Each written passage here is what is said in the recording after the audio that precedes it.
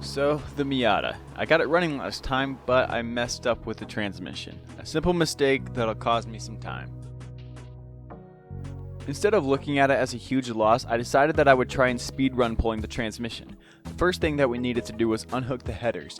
In order to do this, we took out the air intake. Then I followed that up by removing all the header bolts with a 14mm and impact driver. The holy trinity of an impact, wobble bit, and deep socket make this incredibly easy, so I'd highly recommend getting one for you. After the headers were pulled out, I went on to disconnect the driveline from the differential. I found that using vice grips as a wrench to hold the backside of the bolt works really well. From there, the driveline will slide right out of the transmission. Just make sure that you have all the fluid drained out before you pull it. Next up was the center console. To take it out, you just had to unscrew the Phillips heads holding in the center console itself, and then there are 7 10mm nuts holding on the shifter and the shifter boot. Just take those off, make sure you have them marked off in a place to go, and that'll all pop right out.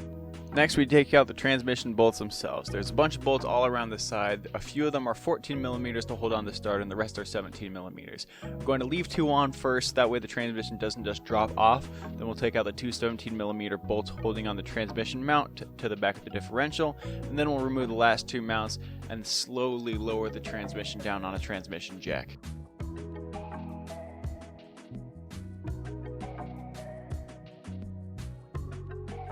Alright, let's talk about how stupid the mistake was. All it was that I put the clutch fork in backwards. Yeah, it's really that dumb. So all I have to do is flip it around. Throwout bearings working fine, which is good. Yeah, this is just a big disappointment. I didn't find this out until I was doing the last 2 screws to the slave cylinder that I realized, yep, certified idiot. Alright, let's get this back together. As you'd assume, putting it back together is just the reverse of taking it apart. The hardest part will be lining up the clutch with the pilot bearing on the inside, but once you get that, it's just screwing everything back in. Just tighten everything hand tight, get it twisted, and then use the torque wrench or an impact driver to get everything tightened down. A couple of the bolts will be a little hard to get sometimes just because of the angles of where they're at, but make sure to always hand tighten them first, because if you just go straight to an impact or even to a wrench and push hard enough, you can strip the threads. Since the bell housing is aluminum and a lot of the bolts aren't the strongest metal, you're going to strip those out and then you'll have to retap the holes in order to get them to work. So just be careful, take your time, get everything back in, and yeah, hope you never have to do this again.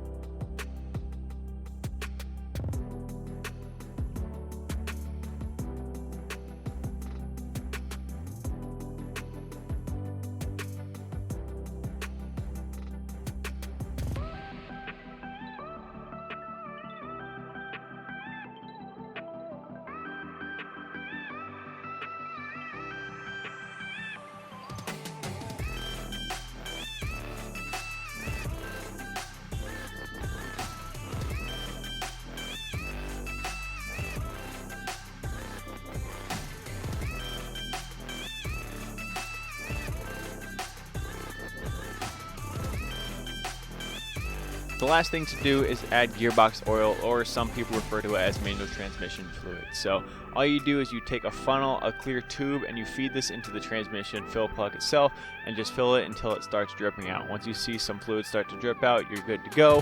Go ahead and plug that hole back up and then you are finished.